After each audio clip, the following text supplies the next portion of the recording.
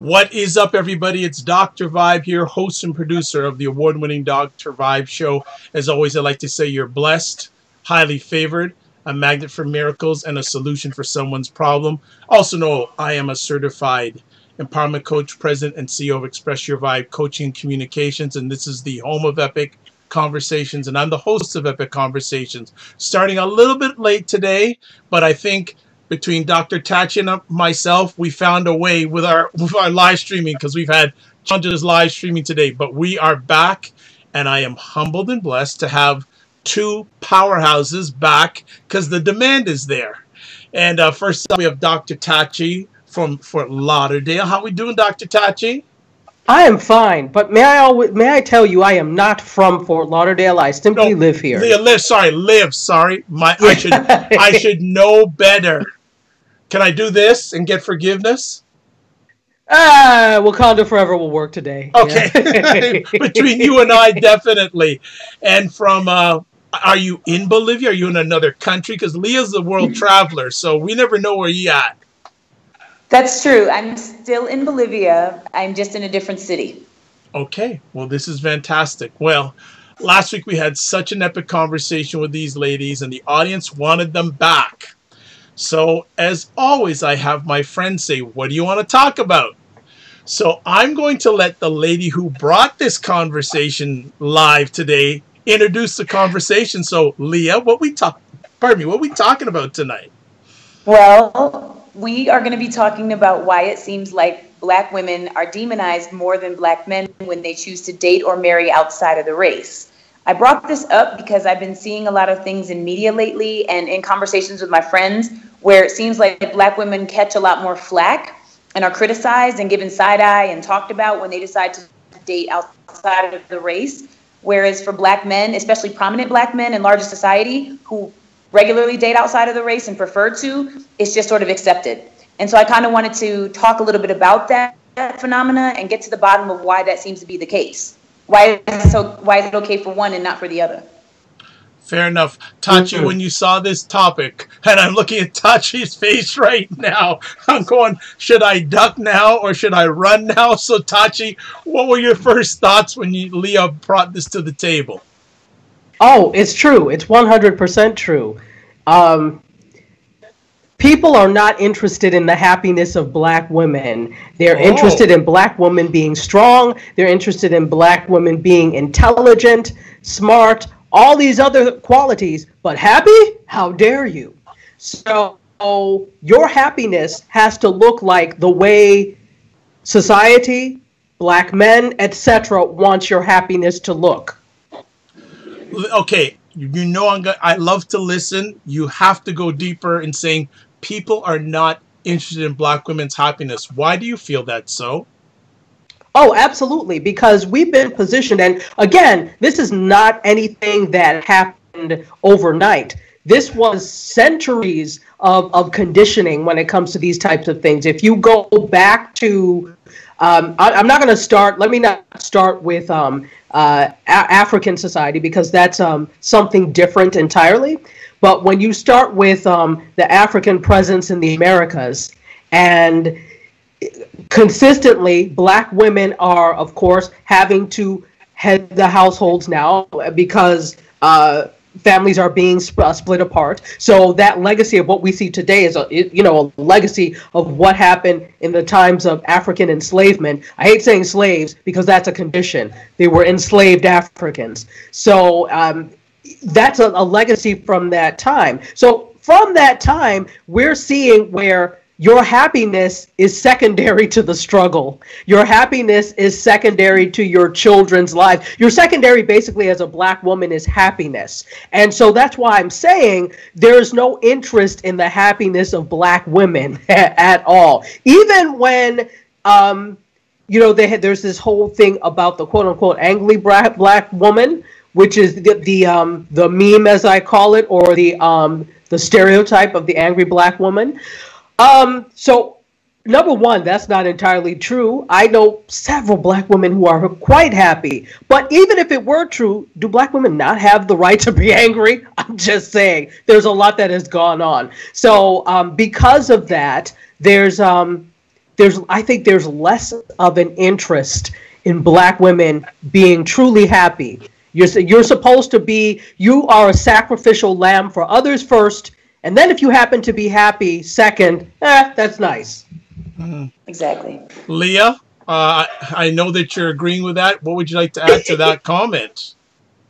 I agree with that. I feel like, everything that Dr. Tachi said is true. And I would go one step further and say that there's also an expectation that Black women need to sacrifice.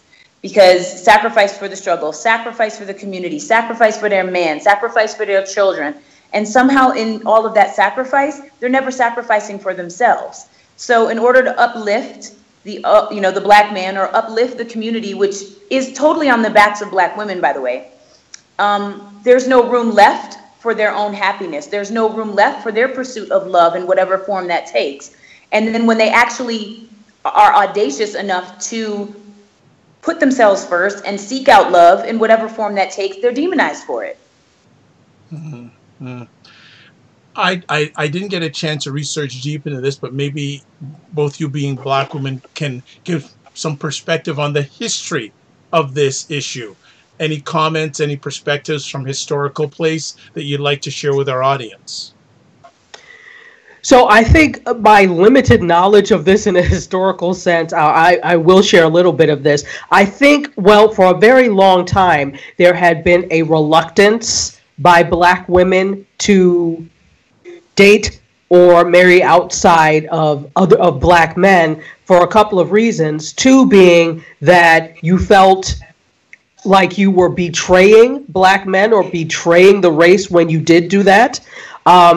Also, the legacy of what happened to many Black women during slavery in terms of being taken advantage of and raped, etc., by not other men but white men.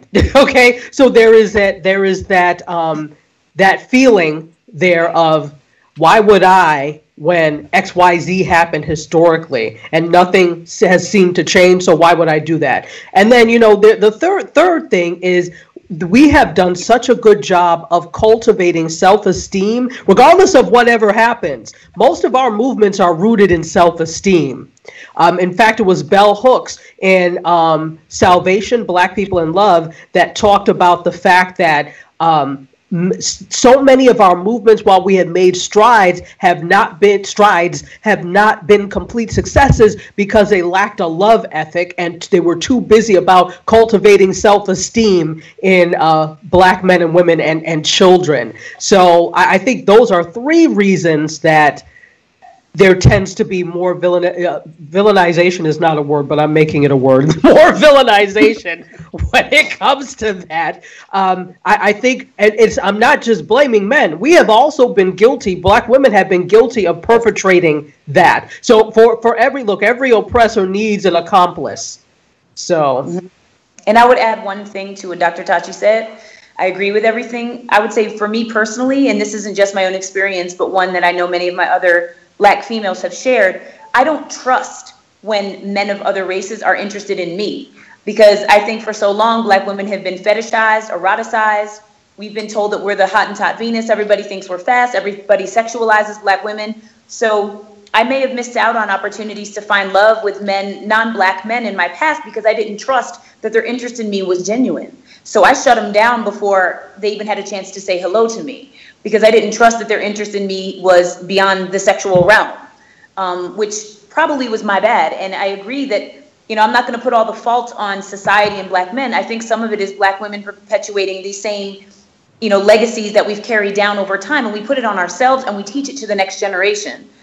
So all of the things that Dr. Tachi said are true, and I would add that I think there's a lack of trust because of the way in which Black women are portrayed in society, portrayed in videos, portrayed on television, portrayed in pop culture. So when a non-Black man expresses interest in a Black female, I think it's always met initially with some suspicion, like, you just want to have sex, right? Or you just think you won't get it, right? It's not necessarily because he actually finds you intelligent or beautiful or interesting or you have something in common. Even though those things may be true, that's not the first thought that goes through your mind. So I know in my case, in all of my travels around the world, not just in the United States, because this is not exclusive to the United States or Canada, I have never really given the time of day to any men outside of my own race because I don't trust their intentions, or didn't. Excellent. And I'd like to say there's a number of people already chiming in, watching live. Please feel free to give your questions, comments, thoughts. I will share them with our when I'm with black men having conversations I call black male thought leaders. Well, I'm with two black women thought leaders tonight. So black girl magic, black woman magic is happening. So please share your comments, thoughts.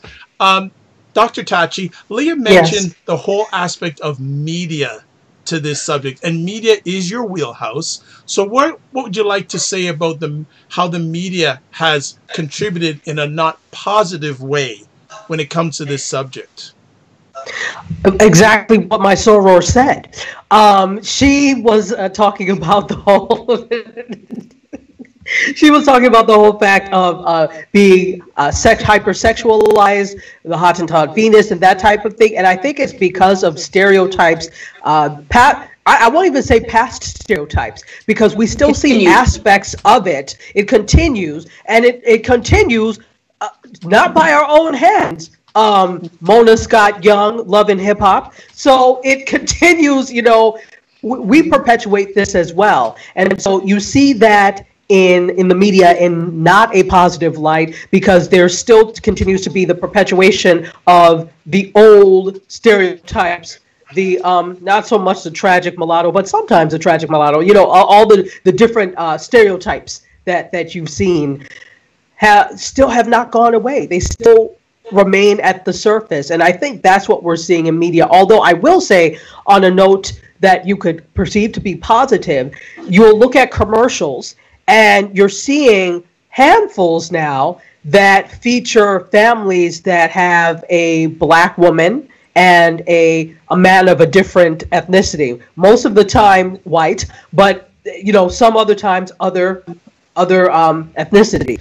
So you're starting to see the acceptance, because it's happening. What's happening is we've also been fed this myth, even though for the most part, yes, they're in terms of interracial or interethnic coupling, it tends to be black men with other more than black women. However,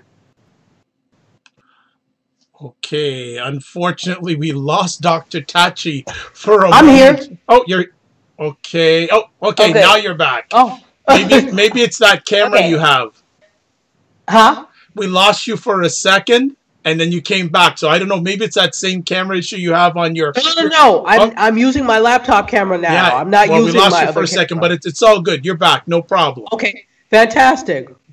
What the hell was that? But in any case, you see, even though it's as I said, more on one side, you do see that it's always been there have always been interracial couplings that involve women with another. But as Leah said, there's often this mistrust. Are you fetishizing me? What are your true intentions? And so I think there's been that level of mistrust, why it's been less. And then you have also, in terms of media, Stupid, I remember very well, because I went to work incensed. I went to the university like, how dare you? And I talked to the psychology department, because there was a Psychology Today article, remember, I don't remember this researcher's name in quotes, but he was an Asian man who did a study about black women and Asian men and how they were deemed less attractive. So I'm saying this because Psychology Today is like pop psychology. It's not like true psychological research. And of course, received a lot of Psychology Today down, but you have that. And when you have a quote, what people don't know is that Psychology Today they don't know it's pop psychology or looking at, they think it's, this is real research. And there's numbers behind it. Therefore, it's true. Black women are just bloody ugly. That is what happens, and that starts to affect the nature of our relationships with others. It really does. So that's another example of media perpetuating negativity. I'm just going to jump in before your soror joins you with that comment, that one of the things I've seen in media is that we went, from my perspective, there was a number of years we only saw white on white couples. Then you saw black male white female interracial couples, and now we're seeing black female, non-black male couples. I didn't see a long period of time spent black on black love. Maybe it's me. I don't know if a lot of time was spent on it, but it just seemed that that time period of advertising, maybe I'm out to lunch, but I just seen that it went from, okay, black male, white female, then all of a sudden, okay, black female, white male. I don't see too many black male, white, black male, black female. Maybe that's me. Tachi, am I off base on that? Well, you also have to look at things. Even though you're in Canada, Canada is a separate country altogether, and so you have separate media. Though there's a lot of crossover, you all have Sure. rules in terms of how much American media can actually be over there. So there may be some differences because of the fact that you are in Canada. You do see some of that, but I think, and this is not excusing it, but I think part of it is also because traditionally advertisers, media people had this stupid notion that audiences did not want to see all black, or that they would not respond well to all black. All you have to do now is look up two words, Black Panther, and that that erased all of it. But it didn't just start with Black Panther. It's always been like that. So I think that the advertising industry and media in general has taken the liberty of saying what people wanted without really finding out what people wanted. With the exception of some places in America, I think many people don't really care. Oh, two black people in a Tide commercial, so what? In certain places, they may care, but in other places, not so much. So I think it's also misguided notions of what they think people want to see as to why we're not seeing them in commercials and in different places. That's just my thought. Okay. Leah, we haven't let you speak for a bit, so I want to get you back in. So, anything you want to add from the most recent conversation? Sure. What I would say is I think you're right in terms of media advertising. I remember seeing the Cheerios commercial that ended up having a hugely negative backlash because it featured an interracial couple with a biracial child. And instead of just enjoying the commercial for what it was, having this little girl worried about her father's health by putting the Cheerios on his chest, and again, it's a black man with a white woman, people were just freaking out over the fact that Cheerios chose to use an interracial couple and their biracial child to promote their product. I do agree, though, with Dr. Tachi in the sense that now with Black Panther showing that all black everything is highly marketable, and that they've been fools basically up to now, not taking advantage of this demographic and the pop culture cachet that blackness has. Shows like Blackish, Grownish are also doing quite well, showing positive images of black family life, black love, where there's a black male and black female protagonist in terms of the heart and center of the family. I still don't think it's enough. And I think that, like Dr. Tachi said, it's not necessarily marketable to show positive images of black love or black relationships. It doesn't sell. What sells are the things that perpetuate stereotypes and that bring a certain element of drama, which of course is the lowest common denominator, but unfortunately that's what sells and that's what people want to consume. So they're less interested in things like watching a show about a funky black family, a black relationship at one of the housewives of whatever city, which isn't necessarily bad TV, but those relationships in my view are not very functional. They're not real. I mean, because a lot of it is, reality TV is reality TV. It's scripted. It's not real anyway. So you're not really getting a true view of what those relationships are, but they're sloppy. It's messy. So, but that's what sells. The people like the drama. They don't want to see something that might be more mundane, but might actually represent a large swath of African Americans, globally, who are in positive, thriving relationships where there's a black female and a black male. Okay. Good stuff. We have one of our live viewers, Dango S, saying our society is racist. So if you can deal with it, more power to you. But you better have your head screwed on right, because other races have their own issues about black women. Exactly. It goes back to what we were saying earlier about the fetishizing and believing stereotypes about black women and about who black women are. And like Dr. Tachi said, and I alluded to earlier, it isn't just what's being perpetuated in larger society. it's also what you see in all of the videos on TV. You watch, all these rappers, and they have all these trap queens in their videos, shaking their asses, dancing around in strip clubs. The whole strip club life is being promoted as what's hip, what's cool, what's trending. And I'm not knocking that lifestyle, but that's what's glorified. So it's not glorified women who are in college, getting jobs, working a 9-to-5 grind. You don't see those women being held up as examples or paragons of what society should strive to be. You see women with big asses who are hustling to make their money whatever way they need to, and those are the women that tend to be fetishized, and that's the expectation or the idea that people then take about the larger group of Black women, is that we're that. It used to be that we were the welfare queen, now we're the trap queens. Can I add to that? And because it's really interesting that you're talking about the trap queens.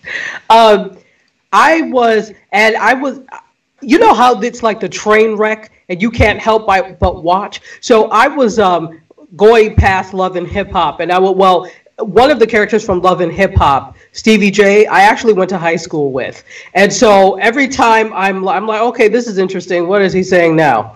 So I was watching, and he was actually looking to date this woman who is an attorney in Atlanta and has things together, and she was completely different. In fact, he said, oh, she's completely different from the other girls that I know, as if she was a unicorn. And what happens in the media is those Black women that are, even though we're presented as, successful and think in some light, they're still the predominant trap queen narrative. And so because of that, when you do see an attorney or whatever that, on television, wow, it is an anomaly, because on a show like that, I have never seen anybody that was worth I shouldn't say that. Everybody's worth something, but I shouldn't say that. But that attorney, the woman that was an attorney, those are the type of people that I'm normally around. That is my narrative. That is what I know. I don't know trap queens. If you are, good for you, more power. I hope you're getting your money. However, that's not my world, and that's not what I know. And what media is guilty of doing is only presenting one world, that trap world. That's not everybody's world. I mean, Leah and I mean, we're in an organization that is 250,000 plus college educated women. And that's just one of our organizations. There are probably millions worldwide. So, we're only seeing one narrative. And unfortunately, that narrative speaks for Leah and myself. And that's how we get viewed when we walk down the street. And that's also why I don't trust, or didn't trust when I was single, when non-Black men would approach me, because my assumption was that that's what they thought they were going to get, or that they'd be able to get a one-night stand from me, or they'd be able to have a fling with me and not take me seriously. So whether or not that was their intention, I didn't even open the door to allow them to even try to get to know me more, because I was thinking, I need to protect myself. They don't care about me. They just want to be able to have a story to tell. I'm not going to be their story. It's sad. Yeah. Powerful. And it's unfortunate, because I may have shut the door on some very positive relationships, something very meaningful. And I'm sure in some cases they genuinely liked me as a person, but I didn't let them even get so far as to show me that. I just automatically assumed that they were only interested in one thing, and I wasn't there for that. So let me ask both of you, when you have conversations about this subject with women who maybe, whether they're single, whether they're in relationships with Black men, or whether they're in relationships with non-Black men, what sort of conversation pieces are you having, and what sort of topics are you hearing? And I want to hear Leah first, because Leah brought this to the table first. Okay. Well, when I talk to my friends who are in interracial relationships, we mostly just talk about some of the funny cultural differences in terms of interpreting certain things. For instance, one of my closest friends is just now engaged to an Indian American man. And to me, I think that's wonderful, because their love is genuine. I see how happy she is. I see how well he treats her. I see how she uplifts him. I see how they just kind of have this bond, which to me is the bonds of love being manifested through their relationship. So we don't ever talk about the fact that she's African American and he's Indian American, but what we do talk about are the funny little differences in when he comes to her house to have dinner with her family versus when she goes to his house to have dinner with his family. And some of the differences in terms of food choices and the way in which they greet one another, or the way in which they interact with one another, the music that's playing in the background. Those types of things are the things that come up. And some of the cultural references that you would be able to use in an all-black relationship aren't necessarily cultural references that his family would recognize quickly or immediately, and vice versa. There are things that they're talking about that she's like, I don't know what they're talking about. So he has to kind of fill her in. And so in a way, I kind of think that makes things fresh for them because there's always something to learn. But I also think that's one of the arguments for Black love, in the sense that you'll automatically understand those ins, those cultural nuances that are just part of being Black. So those are some of the benefits that I think being in a Black relationship have, because you don't have to explain certain things. I have another friend who dated white men almost exclusively during her college years because that was her preference. So we never talked about that. She likes who she likes. That's just how it goes. But she said there were numerous times that she would have to explain things to them about why she covered her hair at night, or why she wrapped her hair, or why she would, put on, Vaseline or something on her feet and put socks on during the winter months, and things like that. Things that maybe might be a Black woman beauty decision, but something that was foreign to them. So she would have to explain, okay, I need to wrap it up at night because of blah, blah, blah. But with a Black man, they'll see that and be like, oh, she's just wrapping her hair up.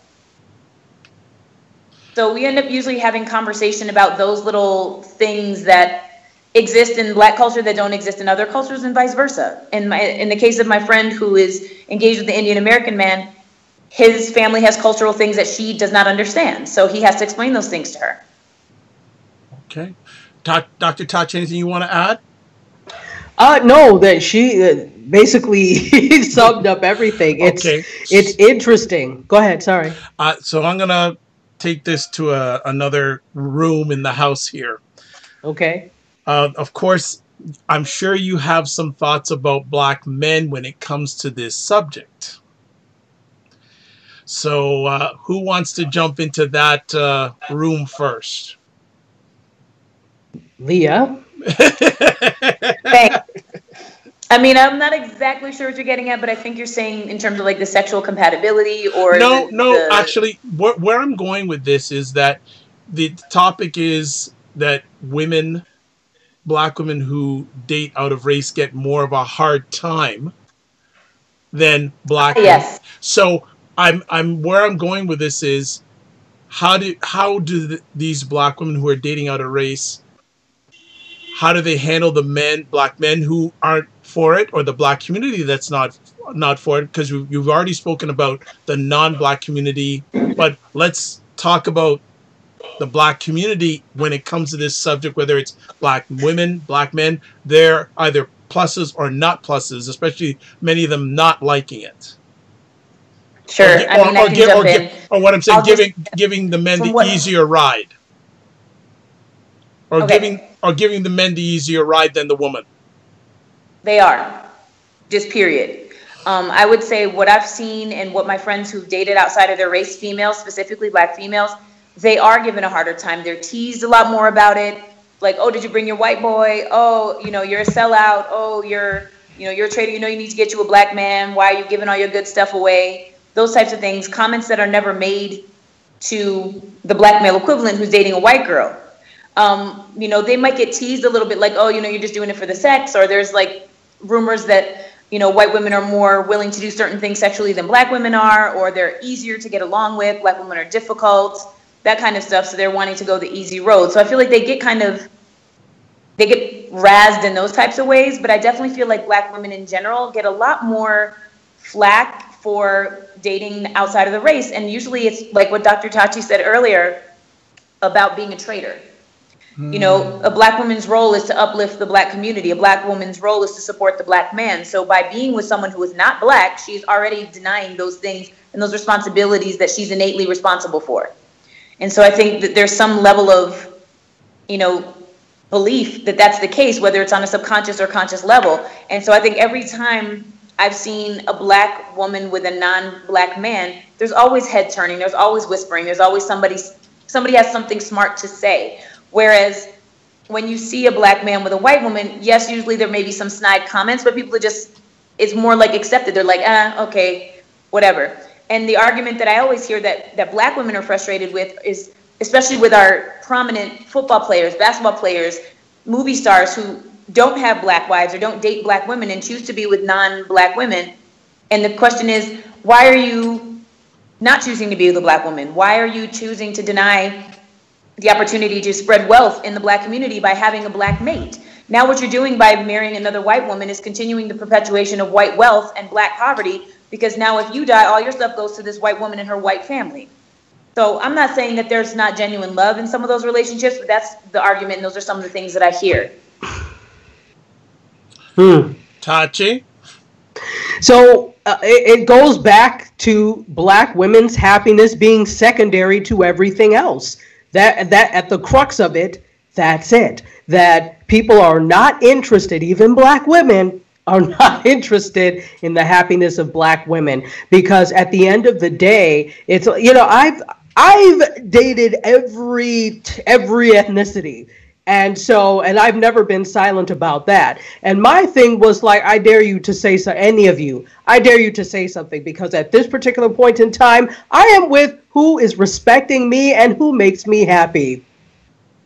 So, that's the point of view I've taken of it. But it's really because, like, as Leah said, it's more accepted. It's you don't hear those same comments. Look at, and it's not every athlete, but so many athletes, and here's the thing, I have no problem with it as long as you're not doing it because you somehow despise yourself. And often there is the aspect, and there are some people who need to be truthful about it, that they are so despise themselves, their black selves, that they are trying to unblack themselves by doing this. There are some people that really, and even they may not even think about that, but subconsciously, some people may be doing that. And so in terms of the black men that may have comments, the interesting thing is, like, okay, let's take Serena Williams. You had everything to say about how mannish she was, how this, how that. And she was dating brothers the whole time. Now that she's married Alexis Ohanian, I believe is his name, from Reddit, now you have everything to say. No witch, but she's ugly. No witch, but she's a man. So now you have a problem. So it's very interesting, the double standards, and the now you decide it's like a toy, where you know how kids, they leave the toy to the side, but when another kid decides to come and play with it, now they want to play with the toy. Now I want it. Okay, so it's very interesting when you look at it from that perspective. It's interesting too, and I was reading something over the last few days, and Tachi, maybe you can give more light on it. Was there not something written by Issa Rae in a book? And she was talking about the benefits, or almost, it was seeming like she was encouraging black women to marry, was it Japanese or Chinese or Oriental men? And firestorm all over Twitter about this. So can you share a little bit light, or maybe both you know about this one? Yeah, I read the book. Yeah, and I'm in the midst of getting through it now. So go ahead, Leah, and I'll chime in. No, I was just going to say it was a firestorm because she was basically telling black women to date other men, date non-black men, and be cool with it, be happy with it, find love. And sort of the comedic take that she took on it was that if you look at all of the dating applications and the dating apparatus that exists for people like Tinder or whatever, black women are the ones that get the least amount of play. And so she was saying, go find Asian men, because Asian men of all the male demographics are the ones that get the least amount of play. So she was like, you two who are not going to get attention from anybody else need to hook up with each other, because boom, you're going to find love because nobody else is checking for you, is basically what she was saying. Mm-hmm. And so I think it caused a firestorm because everyone's like, how can you say that? Black women are desirable, blah, blah, blah, blah. But the statistics prove that's not the case. It doesn't mean that black women aren't desirable, but the statistics show that in terms of the dating apps and the dating opportunities, it's diminished for Asian men and for black women. So Issa's point, and I agree with her, is explore each other. You're looking for love, why not check out each other and see what's available? Absolutely. Yeah, and the whole thing is, it's like, it was kind of tongue-in-cheek. She's serious, but it's like a tongue-in-cheek type of thing. It's like, all right, the two of you are the most despised. Why don't you get together? And it makes 100% sense. It makes sense. I think that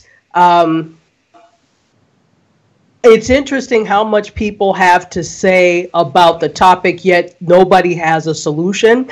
Oh, okay. So you don't want us to date anybody other than you yet? There seems to be, and I don't fall into the whole thing of the stereotypical. There are not enough, but there are competing forces for our attention. So rather, you're not interested in my happiness because I should stay single or miserable or alone when there is nobody of my own to be with me. But when I do find somebody who can provide what I need, you have a problem with it. So again, the theme of the night, you are not interested in my happiness. Okay, we just take a little bit of a break. We're going to do some catch up on some comments here. Dango S says, music entertainment is such a magnet for our youth. I just wonder if there's something out there to sway those thoughts to other areas in life that aren't entertainment, because I would love to see the youth gravitate toward business law ownership. Then Divine Right says, agreed, soror Tachi. Getting to a point in life where it's not about race, you just want to be with someone who you will generally love, respect you, dig you despite cultural differences. And then she says, I've dated nothing but black men and a couple of Latinos and have had my heart broken. For me, it's all about happiness. Yeah, that's what it is at the end of the day. We have to, and we're very guilty. Women in general are very guilty of sacrificing their soul for everyone else. But then when you look at black women, because of the inordinate struggles that we've had, not only do we have to deal with the problems of femalehood or womanhood, then we have racism, etc. Dumped on us. So we're dealing with that as well. So you're expected as to be a soldier for the movement and a soldier for the struggle, as opposed to tending to yourselves. So she's absolutely right. At some point you have to decide, I cannot continue to carry the weight of the race on my shoulders. I am only one person. I can still love blackness and, be with other people. Pro-black does not mean anti-everyone else. And I think that's what we need to get through our skulls. Exactly. And the other thing that I would add to what Dr. Tachi said was black women also deal with the whole problem of aesthetics in terms of being the opposite of what the main beauty standard is. So you deal with other races of men who won't date black women too because they don't find them attractive. Why? Because they don't look like what is considered the beauty standard, which is not a black woman. It's typically a white or a Caucasian woman with long hair, light skin, thin body, even though a lot of non-black women are out there trying to get their lips plumped up, their butts plumped up to look like black women. They're out there in their tanning beds to look darker. Yet somehow black femaleness is not the beauty aesthetic. So I think on top of the fact that women have to carry the race, carry pretty much all the responsibilities of being a woman and taking care of our men folk, we also are dealing with being told that we're not beautiful.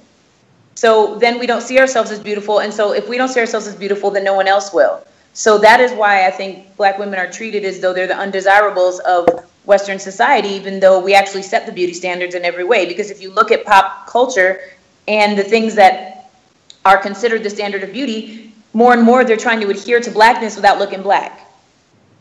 Oh yeah, no, they want the look. They're appropriating women's beauty, black women's beauty. Absolutely, they want the look without the struggle. Kim Kardashian, who said that?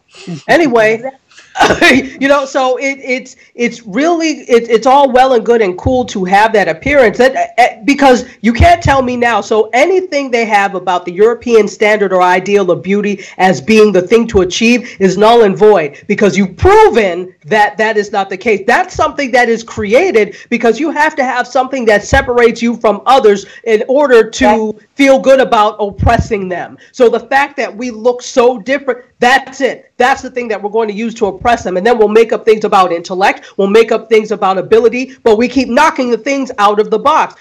When you look, black women in this country are the most educated group of people in general. Nigerians are more educated than everybody in this country. Okay?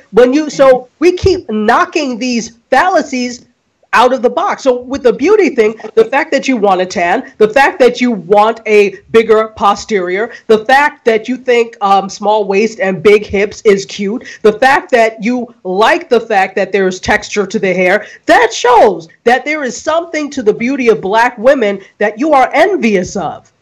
And that's not saying hate yourself. I think love yourself in whatever way, shape, or form that comes. But what you won't do is denigrate us to make yourselves feel better.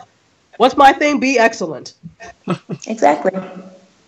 Wow, this is good. Let me ask, what that was outstanding, Tachi. And if I had a mic, I'd drop it right after that. That is good stuff. What do you hear, or do you ever get a chance to hear anything about this subject with younger women of color? Does this ever come up, or do you see anything different? Is it a different experience? Do you ever hear them chat about this, or do you feel they're getting less flack than older women who are in this situation? For me, I do hear about it from younger females because, as I've mentioned in other conversations, I do a lot of mentoring. And so I mentor a lot of females of color who want to come into the foreign affairs space and kind of spend portions of their adult life overseas, where these standards of beauty continue to be the global norm that we don't necessarily adhere to, even though it's still trying to appropriate from us, but that's a different conversation. But also the issue is that we serve, in terms of my line of work, but in any kind of international affairs career, we serve in countries that are extremely xenophobic and also harbor their own delusions and misconceptions and stereotypes of the Black female. So, I mean, there was just recently an article in the BBC about a woman who used to be a Peace Corps volunteer, and she's lived all over the place, and some of the weird racial encounters that she's had based on not only the fact that she's Black, but she's a Black female specifically. So she was spending time in a place like India where you run the entire color gamut in a country like India, and she's being hit up for sexual favors because the assumption was that she would, because she was the Black female. And a single Black female, so that has its own connotation. It's not like she was traveling with a group of tourists, she was traveling by herself. So already that sort of leads to whatever misconceptions they already have of her, because she was willing to do this, so maybe she'd be willing to do that. But a lot of my young sisters who talk to me about dating in the foreign service or dating in an international affairs career, their concern is exactly this. Like, will they be able to find love with non-Black men if they're going to a country that is predominantly non-Black? Or even if they end up going to an African country, of course, you know, there's different ways of life and different mentalities about certain modalities of the family, things like that. They're also worried about stereotypes that they have of African men. So even if they are in a continent where there's Black people everywhere, they're also worried about the differences in terms of cultural standards and expectations. So they're worried that they're going to go to Africa and find their big mandingo guy, but then they're going to have to be subservient to him, which could be completely false. They could go there and find love also, but they just have all of these ideas that they can't find love. They know that they're beautiful, but they don't adhere to the standard of beauty, so they're overlooked, even though when they're trying to be social, or they end up feeling like they have to settle for whatever guy shows them any little bit of attention, and then they're being with someone who is not at their level, because they're afraid to engage with people who might be at their level, but somebody who might be different. So they either end up staying alone and lonely, or they end up settling for someone who, under different circumstances, they would never be with in the first place. Dr. Tachi, anything to add on that comment? That's a really rough spot to be in, and particularly when you talk about careers in the Foreign Service or working for something like the IMF, the IFC, etc. You know, all of those types of things. It's really difficult, because you do have to think more than other women. We also have to think about quality of life. So for us, it's often a challenge, which can affect you in terms of career as well. When it comes, okay, so take the academy, take academia. They may have positions at the University of Iowa. Do you really want to be at the University of Iowa? Because you're thinking about, okay, well, socially, how is that going to work for me? Am I going to be able to, I want to get married eventually. Am I going to be able to do that if I'm at the University of Idaho? You know, so when you look at those places, same thing with looking overseas, you look at the community and you wonder, is this going to, I know maybe academically, I know maybe career-wise, this is a good move, But socially, is this going to stunt my growth? Am I going to be able to? I have actually a soror who is a professor at, I can't remember the name of the university, but it's in the Ozarks. She was fighting tooth and nail not to go there. But, often in academia, you don't have a choice of where you go where the job is. And so, you're a fresh new graduate. You're looking, you want to be in some city like Atlanta or Chicago or, even outskirts of some of the larger cities. You'll do that. You'll do Augusta, Georgia, because that's only like an hour from Atlanta. But you don't always have that's what a lot of people want. So you don't always have that choice. I have another colleague who is at the University of Wyoming at Laramie, Wyoming. Wow. So, I was like, how? And she's been there for like 15 years. Wow. I'm like, I don't know how you're doing it, but you're doing it. So I guess you could put your mind to it. But what's interesting to look at is their social situations and the relationship situations and how they're able to navigate that. If you go into the situation already with someone, that's one thing. But having to look is a really difficult task. And it does prevent us sometimes from going after positions that would be fruitful for our careers because we're afraid for our social lives as well. Yep, and it's exactly the same in the Foreign Service. I'll just add a quick point. We don't have that much control over where we go. We go where the government needs us to be, especially in the early stages of our career where we are totally, the entry-level person, so you just go where the needs of service dictate you go. So you may want to go to Brazil or Cuba or somewhere in Latin America or somewhere in sub-Saharan Africa, but you may very well end up in Poland, Iceland, Thailand, Burma. You don't know where you're going to end up. And that can be really stunting in terms of your social development, as Dr. Tachi said. Professionally, you're going to grow, you're going to learn, you will excel, but it's not always all about that. It's about the balance between having something that's fruitful professionally, but also having a fruitful personal life, or at least at a minimum, having viable options of people to date. Let me ask, with this situation of men getting a pass and women not getting a pass, do you ever hear women of color giving the men a pass? And if you do you confront them on this at all? I don't have black friends that give them a pass. Okay, so all right. Just in a situation like that, my friends don't give them a pass if they feel like it's an ingenuine relationship. I mean, I always try to live judgment-free of the decisions of others because I don't know their life. But I feel like the people who I hear kind of giving passes to black males in relationships with non-black women are usually their family members, their cousins, their sisters, their aunties, their mothers, doing what black women have done forever, which is defend and protect and uplift the black man, even if he's denying and thwarting them. So those are basically the women that I hear doing those things. But in my immediate circle, they don't give passes. They'll look at them, and if they think the relationship is not right, then they'll be like, you should be with sister, right? And they'll check them. That's my circle. So I've been fortunate. I haven't had to confront anybody on that point. Tachi, yourself at all, have you ever had to sort of check someone, a black one out when it comes to this situation at all?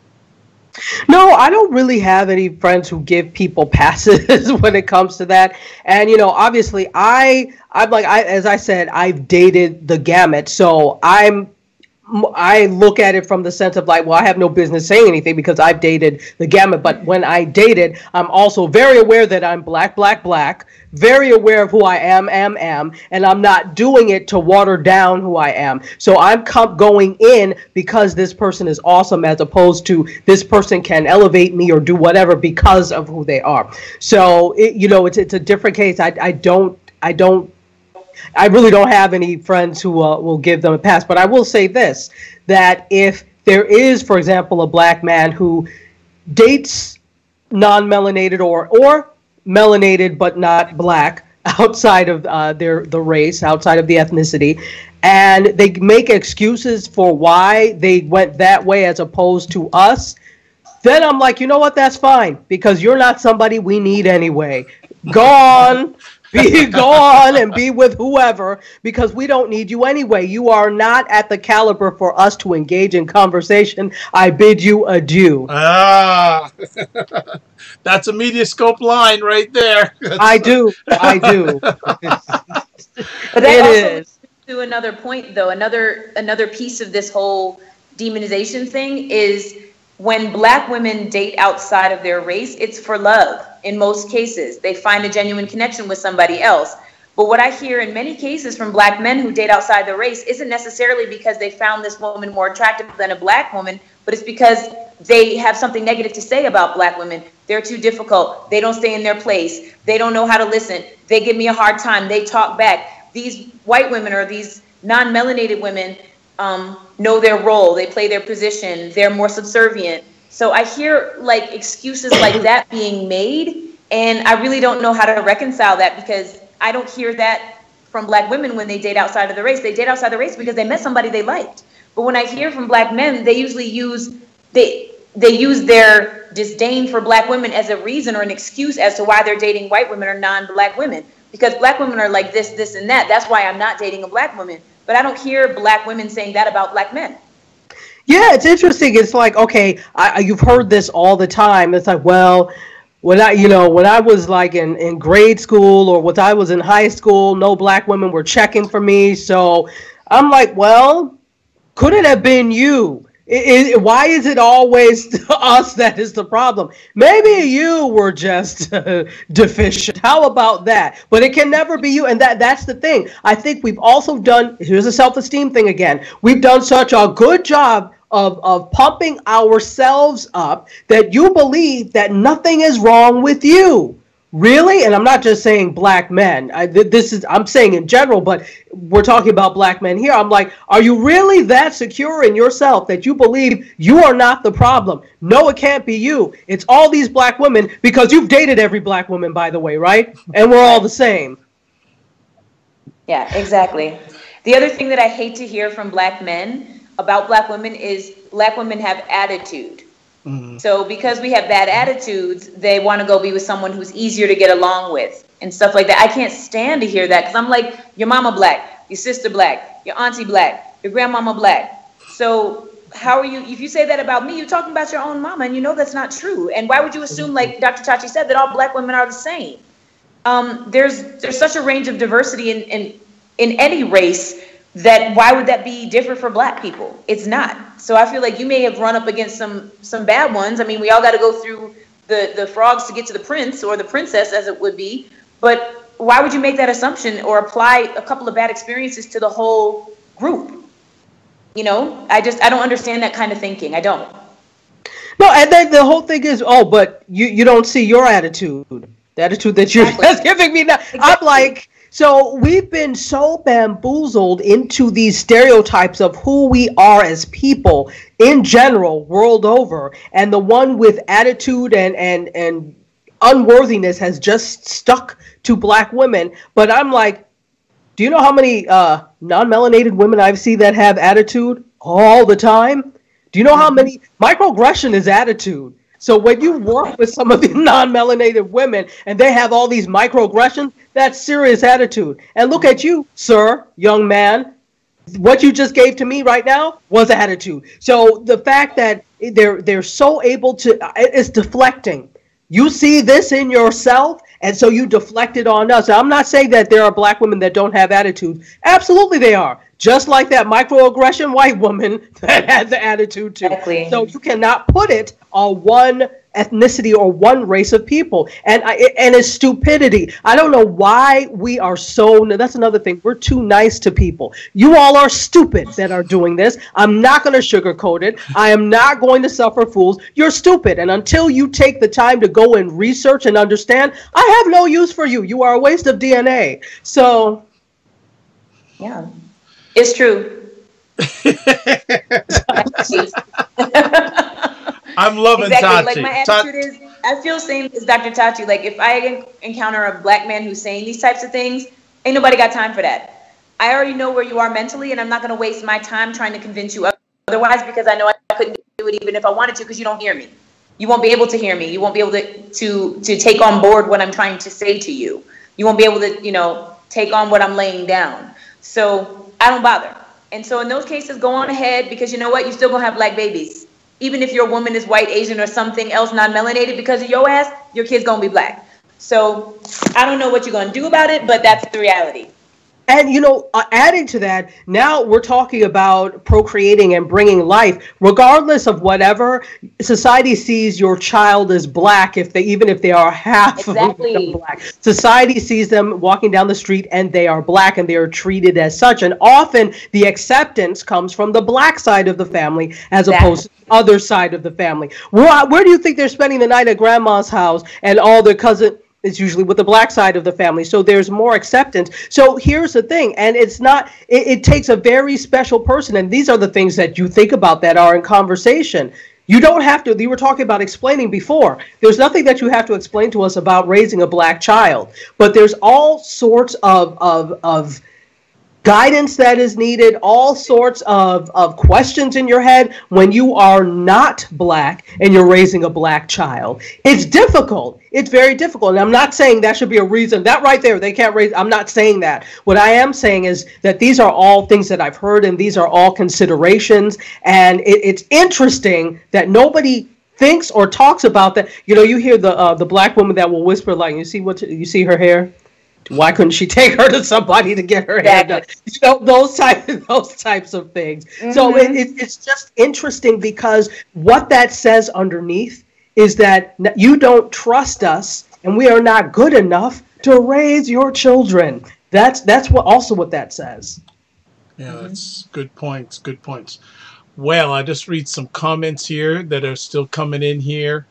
Dango S says, like I say all the time, the world is slow in regard to race and respect. There needs to be a lesson for all on how to respect everyone. He also says a black woman should be able to go to India without being hit on because of an ignorant stereotype. Mm-hmm. And Divine Right says a waste of DNA. LOL. Agreed. Yes. Yes. Excellent. Well, we started a little bit late this evening, so we're going to start winding it down because these ladies do have lives to lead other than coming on the Dog Vibe Show. Actually, Dango S says, oh, hold on, he's got some more things. I've never complained about any black woman. Hell, my mama's black, and that would be crazy if I switched up just because of a failed relationship with a black woman. He also says, and most of the time, women in general thought I was mixed because of my Portuguese name, Diongo. Interesting. Very interesting. So, ladies, call to action on this subject for black men and black women. Who wants to go first? Go ahead, Tachi. Okay. I think number one that we all need to realize that love and relationships can come in any form, and it may not necessarily be wrapped in black, and that's okay. I think that's 100% okay as long as you understand and know who you are and you're not going outside because you think who you are is somehow deficient. That's where it's problematic. But other than that, I say enjoy and find the person who respects you and who makes you happy. Secondly, start worrying about black women's happiness. Because let me tell you something, if black women are unhappy, so will you be. So I strongly and highly suggest that you start taking our happiness seriously. And on a serious note, it's like you see when for children when there is kind of unhappiness in the household, they kind of reflect that and they take that in. So you would want to make sure that often the person who is the main caregiver is happy. So if that means that she is with somebody that is not melanated, hooray. Who cares? And thirdly, if you spend as much time, those of you who are naysayers, worrying about yourselves as you did about other people's relationships, I swear you would be Jeff Bezos or Elon Musk right now. Channel that energy someplace else. Please leave people alone. I'm done. Yes. Right. So, Leah. left off. And say that at the end of the day, I agree, love is love. It takes many forms. There's no ideal form of love. There is nothing more beautiful in my eyes than black love, but that doesn't mean that you can't love somebody who's not black and not be happy. I'm the product of an interracial relationship, so I'm living proof that that's the case. But my big thing in all this and why I came up with this topic is because don't let your decision to be with somebody else be based on bullshit stereotypes and stuff that you yourself are perpetuating and promoting. Because like you said, you may have had one bad relationship. Now you're applying the characteristics of that one female to an entire demographic of women. Take each person on a, face value. Take the opportunity to meet every person, and don't close yourself off to certain groups just because you have stereotypes or have a certain belief that all black women are XYZ way. Because there's no such thing as all of any type of woman. There's all different types of women, different mentalities, different modalities, regardless of race. That's just being a woman. We're diverse in every way. So don't let your reason for dating outside the race be because you are carrying forward these wrong stereotypes of black women. That would be my call to action to black men dating outside the race.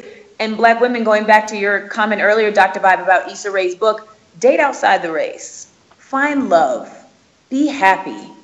That's all that really matters at the end of the day. Ideally, if it's with a black man, that would be wonderful, but it doesn't have to be. And it's just as beautiful to me if you're truly happy with anyone. So don't be afraid to date, period, but let it be with someone who genuinely loves you for you and doesn't see you as, the excursion into being with a black woman or the story that they're going to tell. Then that's just what you are. You're a story. But if you find love with somebody who's non-black, good for you. Be happy. Well, wonderful way to end up another epic conversation. Like to say thank you as always, ladies. You hit it out of the park. Black Lady Magic happened again on Wednesday night.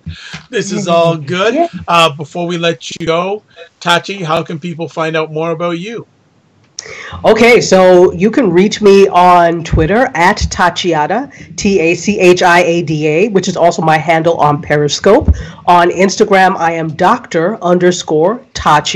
And I do, because I know he's going to get on me for not saying this, every Wednesday, I do almost 2 hours of fun and foolishness called Mediascope, which is a weekly news show all about media tech and pop culture. Dr. Vibe is one of the great audience members, and that happens between 5 and 5:15 on Instagram. We do the pre-show at 6 p.m. Eastern Time. We're live on Periscope and Facebook Live, and it is an absolute blast. So we'd love for you to join us. It's a lot of fun. Leah? Okay, so for me, you can find me on my blog, which is leahworldtraveler.com. You can also find me on Facebook at leahworldtraveler.com. You can find me on Instagram and Pinterest at Leah World Traveler. That's LIAWORLDTRAVELER, Leah World Traveler. And on Twitter, I'm at Leah World Travels. So I'd love to interact with you guys on any of those things. And on LinkedIn, you can find me as Leah Miller. Fantastic. Well, before we jump, there's some more comments here. Divine Right says, yes, children will 100% reflect what they see. Agreed, Soror Tachi. There are no sponges. They are sponges, and we need them to absorb happiness no matter what race their mama or daddy is dating. Happiness is happiness. Yes. There you go. And I see Dr. Tachi has responded to Divine Right in the YouTube chat, which is great. I'd like to say thank you to Divine Right, to, I'm going to say his name, Diongo. I will say it right now going forward. And others who watch this conversation live on the replay. I am Dr. Vibe, host and producer of the award-winning Dr. Vibe show. If you want to catch replays of epic conversations on YouTube, you're at the place. So you don't have to do anything else.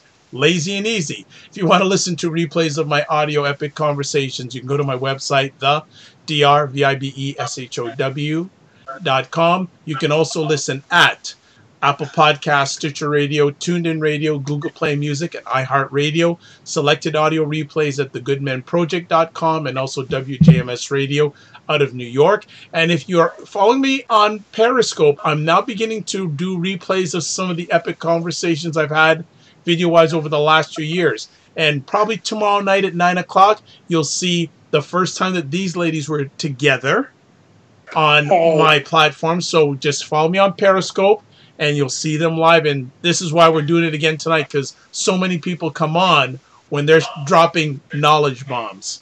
Check it out. I am.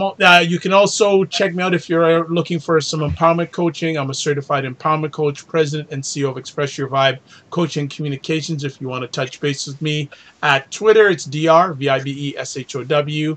Email DR period VIBE at the DRVIBESHOW.com. Brand ambassador for Cuisine Noir magazine, the only magazine that features African Americans in food, wine, and travel. Website address cuisinenoirmag.com.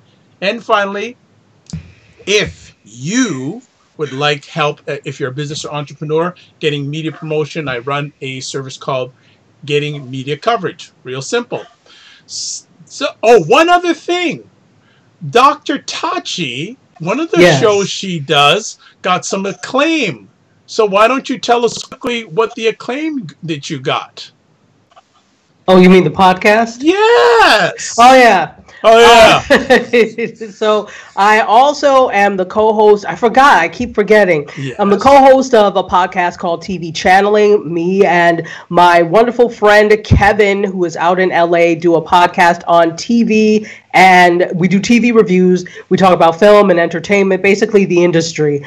And we were featured in 25 podcasts you should be listening to now. So by Soapbox Magazine. So yeah. Congratulations. That's awesome. Thank you. That is fantastic. See, if I didn't ask Tachi about it, she would have never spoke about it. But that's how she's humble. She's very, very humble about that. We'll just end up with a few things. Actually, I have a little bit of an announcement. Starting in about either this Monday or the following Monday, in a collaboration with the Good Men Project, one of my great collaborators, I'm going to be doing weekly conversations about CTE and the effects that it has on participants in sports. I will be, over the next 2 months, interviewing ex-football players, also parent advocates in the whole area of CTE. I basically am booked for about 2 months worth of Mondays. So follow me on Twitter in regards to that and other things to come. So 3 last things I like to say. Live your life as a dream. If you can dream it, you can make it. Also, sometimes you have to get smaller to get stronger. And finally, block assumptions. Oh, one other thing. Tachi, what are we talking about next week? Oh! Yeah. Yes. HBCUs, I don't want to say versus, but looking at attending an HBCU versus PWI, also known as a predominantly white institution, especially since the performance of Beyonce at Coachella had an HBCU theme. So I'm seeing Twitterings on social media about that, and a lot of people talked about how kind of like that whole different world effect, and students are taking second and third looks at HBCUs. So I thought that was interesting. Excellent.